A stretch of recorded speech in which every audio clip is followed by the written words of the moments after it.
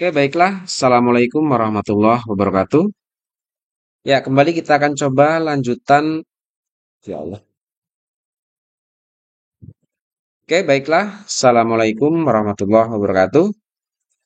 Kembali kita akan coba lanjutkan untuk proses pembuatan laporan keuangan dari UD Sejuk Indonesia, ya, di mana pada pertemuan sebelumnya kita sudah sampai pada tahapan penyusunan trial balance 31 Desember.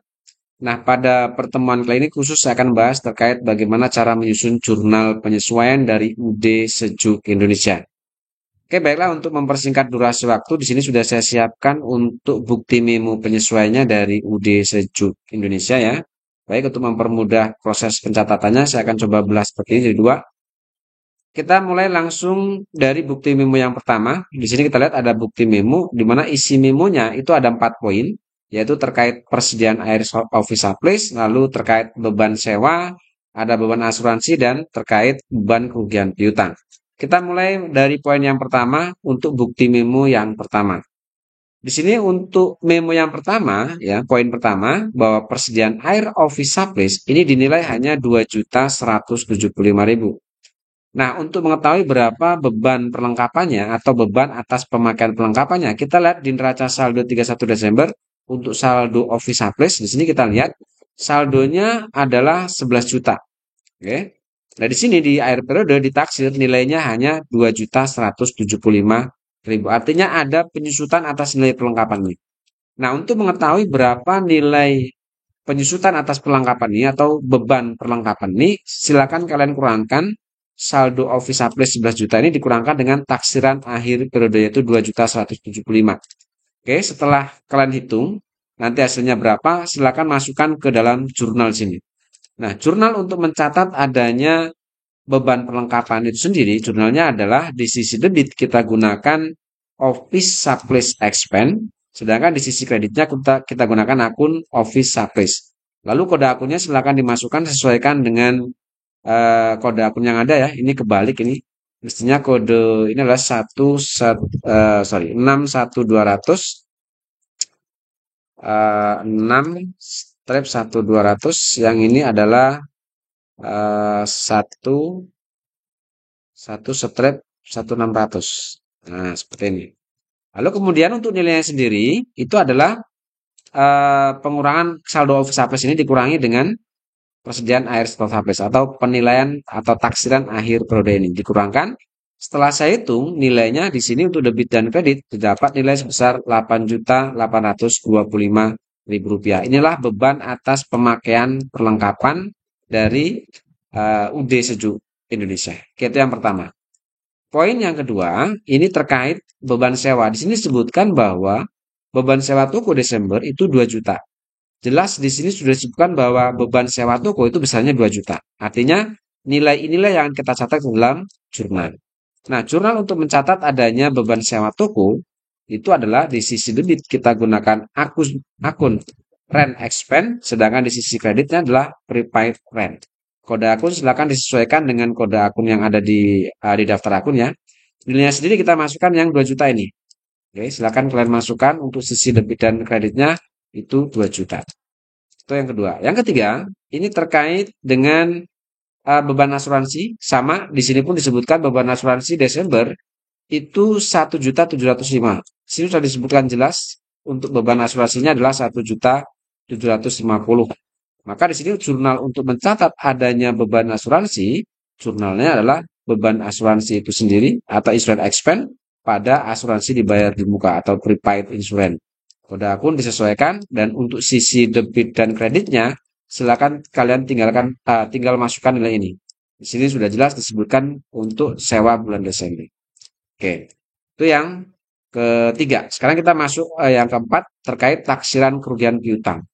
Bahwa di sini disebutkan taksiran kerugian piutang itu 2,5% dari saldo per 31 Desember. Artinya 25% dari nilai saldo itulah 25% dari 2,5% dari nilai saldo piutang.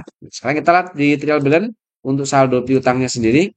Di sini untuk saldo piutang itu nilainya adalah 566.325.000. Nah, sekarang kita hitung untuk 2,5% ya. 2,5% dari itu kali ya, kali dengan saldo piutang di sini didapatkan nilai Rp14.158.125. Nah, kemudian setelah kita dapatkan persentase, di sini kita lihat untuk saldo cadangan, ternyata saldo cadangan hanya 12.800.000. Nah, untuk mengetahui berapa beban kerugian atau istilahnya beban kerugian piutangnya, maka kita kurangkan saja untuk yang 2,5% dari nilai saldo tadi dikurangkan dengan saldo cadangan ini. Nah, setelah saya kurangkan di sini, didapat nilai sebesar 1.358.125. Inilah yang akan kita catat dalam jurnal sebagai beban kerugian piutang. Oke, jurnal untuk mencatat adanya beban kerugian piutang di sini saldonya adalah bad debt expense. Kita letakkan di sisi debit, sedang kreditnya ada allowance for doubtful debt. Silakan untuk kode akunnya disesuaikan. Untuk sisi debit dan kreditnya itu tadi kita ambil nilai selisih antara saldo cadangan dengan persentase kerugian dari piutang itu sendiri, yaitu 1.358.125 ini. Kita masukkan di sisi debit dan sisi kredit. Yaitu yang bukti memo yang pertama 4 poin yang sudah kita kerjakan. Sekarang kita masuk untuk bukti memo yang kedua. Nah, untuk bukti memo yang kedua, di sini ada 2 poin. Poin yang pertama terkait penyusutan peralatan, yang kedua terkait gaji bulan Desember yang akan dibayar di bulan Januari. Oke, langsung saja kita masukkan tanggal 31. Nah, untuk fokus yang pertama, bahwa penyusutan equipment bulan Desember 1.375.000. Jelas di sini disebutkan beban penyusutan untuk peralatan Desember itu adalah 1.375.000. Berarti nilai ini akan kita catat ke dalam jurnal sebagai penyusutan peralatannya. Jurnal untuk mencatat adanya beban penyusutan atas peralatan itu sendiri adalah depreciation expense pada equipment akun debt. Kode akun disesuaikan, nilainya sisi debit dan sisi kredit, kalian tinggal masukkan nilai ini yaitu Rp1.375.000 untuk sisi debit dan sisi kredit. Oke, itu yang poin yang pertama. Yang kedua, terkait gaji bulan Desember sebesar 10 juta, ini baru akan dibayar tanggal 2. Artinya, yang mestinya 10 juta ini atau gaji dibayar di bulan Desember, ternyata baru akan dibayar di bulan Januari. Karena baru akan, maka otomatis beban gaji ini akan menjadi hutang gaji. Nah, jurnal untuk mencatat adanya atau munculnya hutang gaji ini, jurnalnya adalah wages and salaries expense pada expense payable. Kode akun silakan disesuaikan. Kemudian untuk debit dan kreditnya, kita langsung masukkan yang nilai 10 juta ini untuk sisi debit dan sisi kredit ini.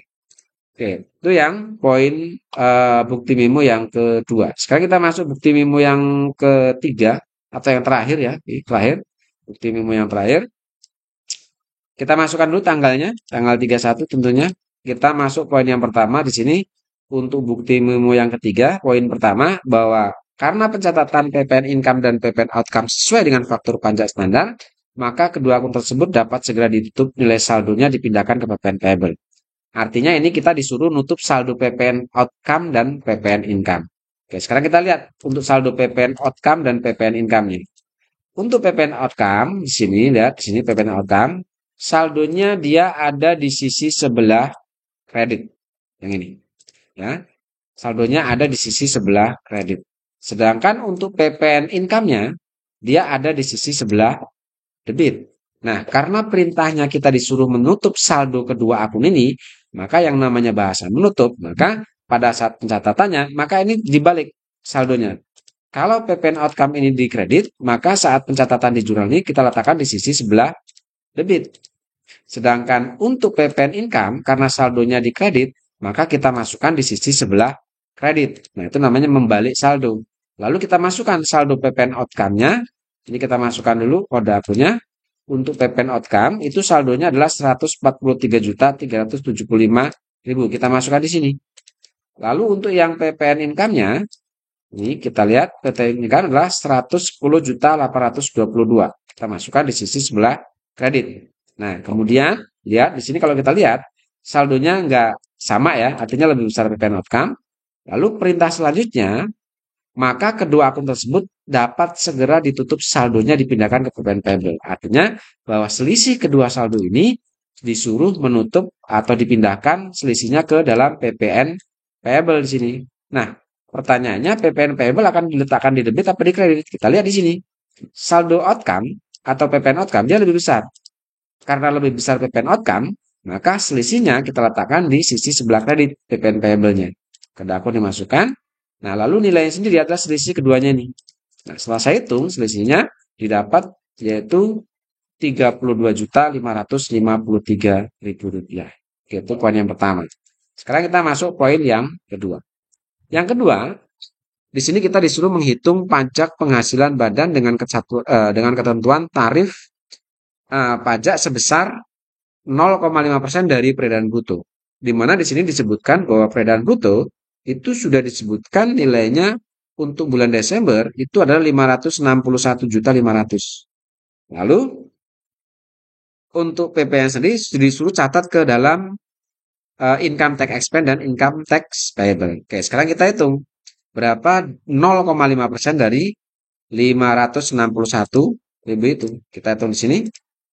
Ya, 0,5%. Oke. 0,5%. Ini 0,5%. Ini dikalikan dengan 561.500.000. Ya. Didapat nilai di sini kalau kita perjelas ini didapat berapa nih? 2.800.000 berapa ini? 2.807.500 ya. Ya.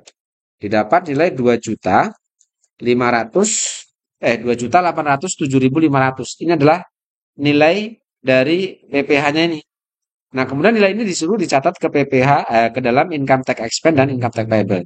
Oke, jurnalnya adalah di sisi debit kita gunakan income tax expense, di sisi kreditnya ini kita gunakan income tax payable yang pasal 25. Ini sesuai dengan ketentuan perundang-undangan bahwa wajib pajak perorangan itu di pasal 25 atau pribadi itu adalah sebesar 0,5% dari jumlah peredaran bruto. Artinya dari 3 jenis income tax payable ini, maka kita gunakan akun yang income tax payable yang pasal 25 dan 29 seperti itu ya. Sehingga di sini akunnya seperti ini. Lalu kita masukkan nilai untuk kode akunnya dan yang terakhir kita masukkan untuk nilai pajaknya. Ya, sebesar debit kreditnya adalah 2.807.500. Oke, seperti itu ya. Itu proses pengerjaan jurnal penyesuaian. Jika sudah selesai semua, silakan kalian jumlahkan debit dan kreditnya. Didapat nilai 171.490.625. Oke. Lalu setelah selesai proses penyusunan, yang terakhir adalah dari jurnal penyesuaian ini, silakan kalian buatkan data rekapitulasi ya. Cara menyusun rekapitulasi itu gampang sekali. Cukup mengelompokkan akun-akun yang muncul di sisi kredit dan muncul di sisi debit. Nah, sekarang untuk mengelompokkannya cukup gampang. Kita tandai saja untuk yang akun-akun di sisi debit terlebih dahulu. Seperti ini. Lalu kemudian di sini saya kasih warna tanda merah. Ini artinya adalah kode-kode akun atau akun-akun yang muncul di sisi sebelah debit. Kita hitung 1, 2, 3, 4, 5, 6, 7, 8. Ada 8 akun yang muncul di sisi sebelah debit. Nah, sekarang silakan akun-akun yang sudah ditanda ini kalian masukkan di sisi debit untuk di data rekapitulasi. Maka hasilnya setelah saya urutkan dari kode akun terkecil, maka hasilnya terlihat seperti ini. Mulai adalah dari data kode akun terkecil yaitu 21800 sampai dengan yang terbesar 9/1300. Lalu kemudian untuk saldonya sendiri atau jumlahnya kita tinggal masukkan saja. Misalnya 21800, ini kita cari 21800 berarti ini jumlahnya kita masukkan ke sini. Kemudian untuk 61200 berarti yang ini 8 juta sekian kita masukkan. Dan seterusnya silakan kalian cari sesuaikan dengan saldo yang ada. Kira-kira hasilnya seperti ini. Lalu kita jumlahkan. Jumlah totalnya adalah 171.490.626. Ini terkonfirmasi sama dengan yang ada di jurnal di sisi sebelah debit. Oke, lalu di sisi kredit yang hitam-hitam ini berarti ya untuk 1.600 ini yang warna hitam, silakan kalian masukkan di data rekapitulasi di sisi kredit, urutkan mulai kode akun terkecil. Nah, setelah saya urutkan, hasilnya kira-kira seperti ini. Kode akun terkecil adalah 1/1400 sampai dengan 2 strip 1700. Lalu nilai saldonya silakan ambil seperti tadi, misalnya 1/1400. Di sini nilainya adalah 1.358.125. Kita masukkan ke sini. Lalu kemudian untuk 1.600 hasilnya atau saldonya 8.825, kita masukkan ke sini dan seterusnya ya. Silakan kalian masukkan semua. Setelah dimasukkan baru kalian jumlahkan di sisi kredit.